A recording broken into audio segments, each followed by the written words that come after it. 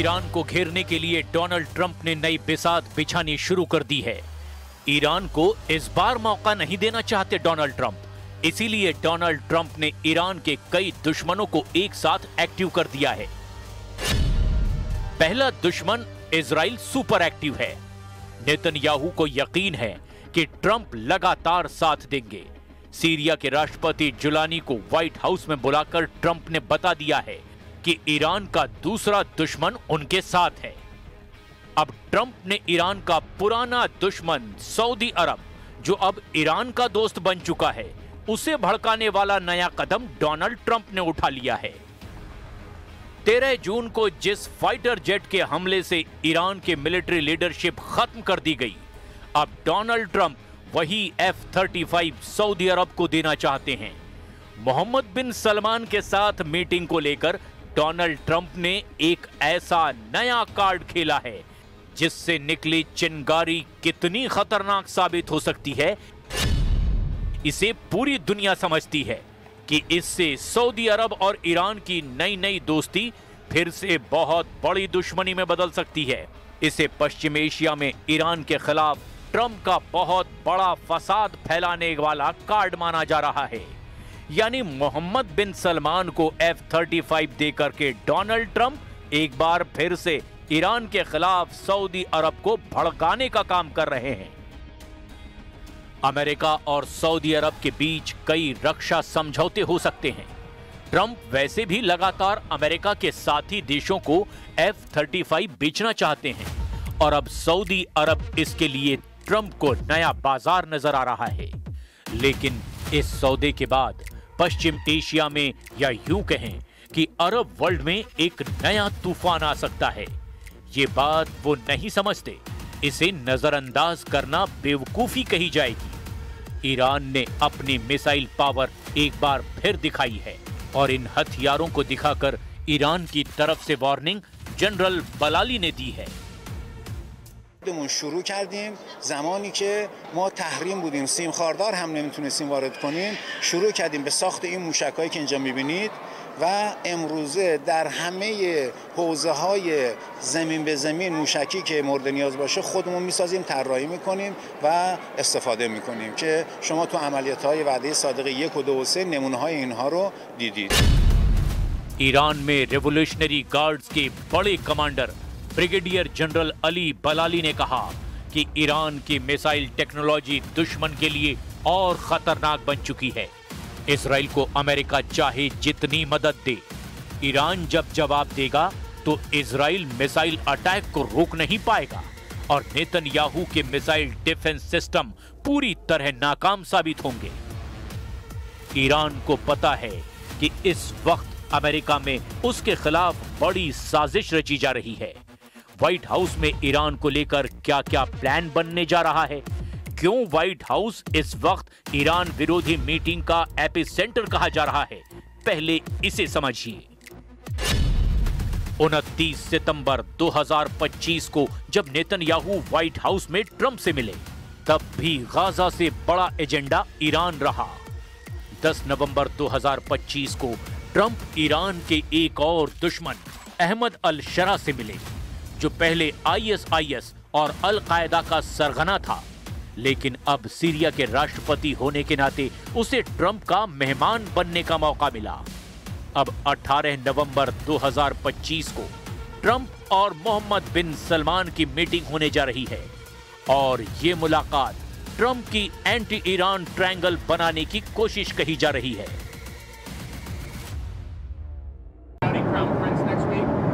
More than meeting, we're honoring Saudi Arabia, the Crown Prince. What are your goals for the meeting? Have you decided whether to sell F-35 fighter jets to Saudi Arabia? Are you going to do that? Well, they want to buy a lot of jets. We make the best jets. We make the best missiles. You saw that when we took out the nuclear capability of Iran. Abraham accords यानी Israel से राजनयिक रिश्ते, क्या Saudi अरब इसके लिए तैयार होगा? मोहम्मद बिन सलमान पहले ही इजराइल से किसी भी तरह के रिश्तों को लेकर फिलिस्तीन वाली शर्त लगा चुके हैं, यानी फिलिस्तीन देश बनेगा तभी वो इस तरफ अपना कदम बढ़ाएंगे।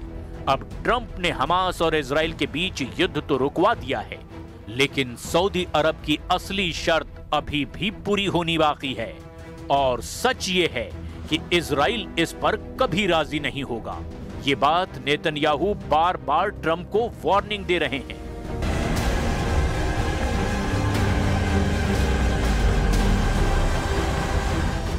ההתנגדות הזאת קיימת ושרירה, היא לא השתנתה כהוא זה. אני הודף את הניסיונות הללו כבר עשרות שנים, ועושה את זה גם מול לחצים מן החוץ ולחצים מבית, אז אני לא זקוק לחיזוקים וציוצים והרצאות. बेंयामिन नेतन्याहू जानते हैं कि हमास के साथ ईरान को घेरने का यही सही वक्त है। जून में हुए युद्ध में इजराइल कामयाब नहीं हुआ और ईरान के ऑपरेशन टू प्रॉमिस ने उसके कई शहरों को ऐसे जख्म दिए जिसकी वजह से इजराइल अब दोबारा ईरान पर हमला करने के बारे में 100 बार सोचेगा। ये दावा ईरान के जनरल बार बार कह रहे हैं, लेकिन अब ईरान को लेकर ट्रंप का सुपर एक्टिव होना अली खामनेई को बहुत ज्यादा तनाव दे रहा है। इसीलिए ईरान में बता दिया गया है कि उनका दुश्मन नंबर 1 कौन है, वो अमेरिका या फिर इजराइल है।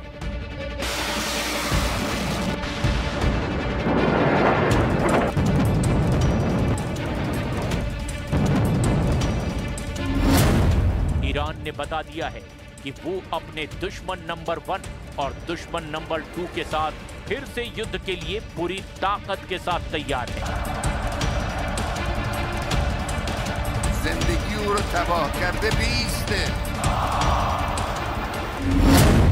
ईरान के सर्वोच्च नेता अली खामनेई ने कह दिया है कि ईरान झुकेगा नहीं, ईरान डरेगा नहीं और ईरान से अब कोई टकराएगा तो बचेगा नहीं।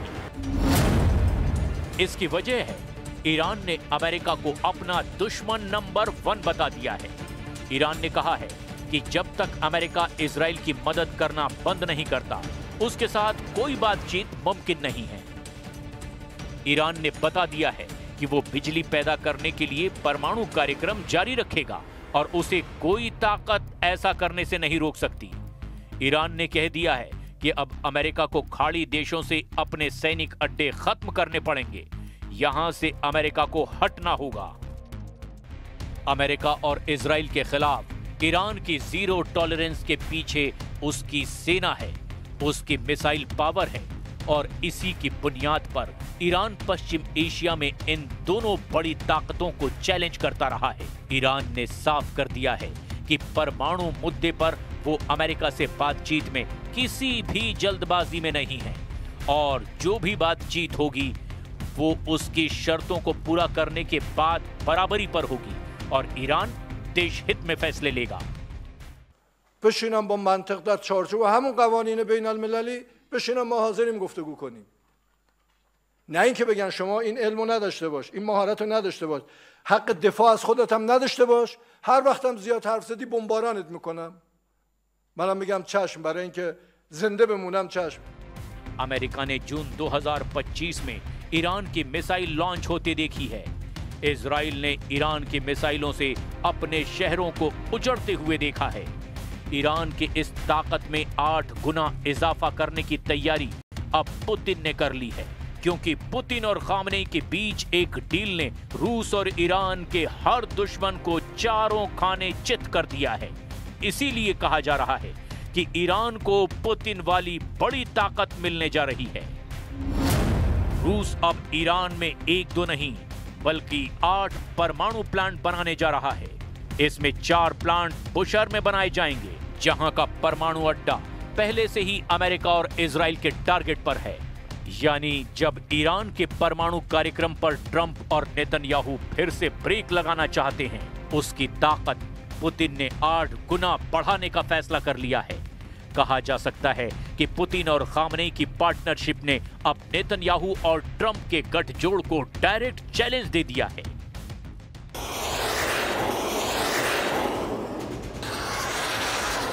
ये खबर इसीलिए भी बहुत बड़ी है क्योंकि जिस वक्त ईरान की मिसाइलों का खौफ पूरे इजराइल में फैला हुआ है, जब ईरान के परमाणु कार्यक्रम की टेंशन में पूरा व्हाइट हाउस घिरा हुआ है, जब पुतिन और खामनेई की परमाणु डील ने ट्रंप और नेतन्याहू को बहुत बुरी तरह से डरा दिया है, वहीं पुतिन के साथ साथ चीन भी अब ट्रंप के लिए एक बहुत बड़ा सिरदर्द बनता जा रहा है। वो इसीलिए क्योंकि अमेरिका और सऊदी अरब के बीच अगर F-35 को लेकर डील होती है तो डोनाल्ड ट्रंप का कदम अमेरिका के लिए मुसीबत पैदा कर सकता है। इससे पेंटागन का यह डर बढ़ जाएगा कि कहीं चीन इस विमान की सीक्रेट टेक्नोलॉजी ना हासिल कर ले। ये डर अमेरिकी अधिकारियों को साफ साफ नजर आ रहा है। चीन और सऊदी अरब के बीच रक्षा संबंध इसकी एक बड़ी वजह बताए जा रहे हैं।